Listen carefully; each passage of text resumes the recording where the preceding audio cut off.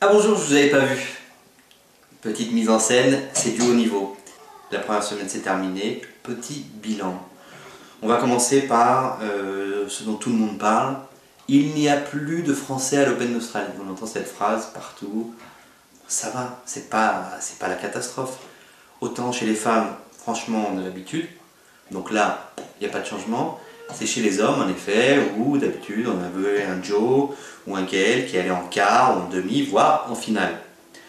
Là, il ne faut pas oublier que les Français ils ont joué une finale de Coupe Davis, ils ont eu une saison qui était beaucoup plus longue que les autres joueurs et qu'ils en payent un peu les efforts. Il y a ceux qui étaient fatigués, il y a ceux qui reviennent de blessures comme Joe, il y a ceux qui ont joué Federer, bref. Moi, personnellement, je les excuse. Il ne faut pas que ça se reproduise chaque année. L'année prochaine, j'en veux 2 minimum en quart, un en demi, en finale, et puis un, hop, qui lève la coupe. Bref, ce qui m'intéresse, moi, c'est les dommages collatéraux de ces défaites. Parce que qu'est-ce qui se passe? Nos amis journalistes français qui sont là-bas, tranquilles, à se la couler douce au soleil, à boire des pina coladas pendant qu'ils tapent des papiers, eh bien ils sont tous obligés de rentrer en France. Mais vous inquiétez pas les amis, il fait bon ici, il fait bon. Regardez, je suis en t-shirt, je suis bien, je reviens de la plage.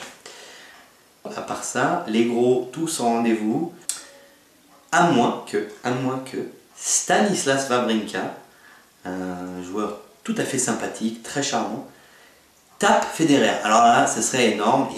En fait, Wawrinka, je pense qu'il en a ras-le-bol qu'on lui parle de Federer, ceci, Federer, cela.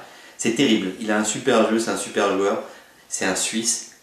Et il est dans le top 10, il a été dans le top 10 plutôt. Et il tombe sur la même période que Federer.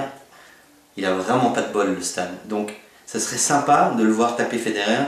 Et pourquoi pas aller au bout de cette compète. On verra bien. Pareil.